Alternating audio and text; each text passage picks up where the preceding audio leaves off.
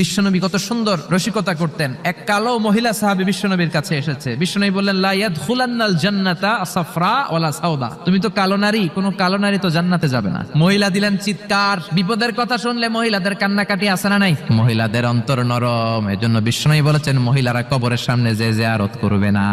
কারণ কবরের সামনে গেলে বলবে, আমারে ফালাইয়া গেল গো, কই গেল রে, আমারে লইয়া যাও রে। কান্নাকাটি আছে না নাই? গড়াগড়ি খায়, নিজের জামা নিজে ছিঁড়ে ফেলে, নিজের গালে নিজে থাপ্পড় মারে, এরকম নারী আছে না নাই? এজন্য মহিলারা ঘর থেকে দোয়া করবে, পুরুষেরা কবরস্থানে ঢুকে কবরের সামনে দাঁড়িয়ে দোয়া করবে। ঠিক কি না? কালো নারী, মেটে রঙের নারী জান্নাতে যাবে না।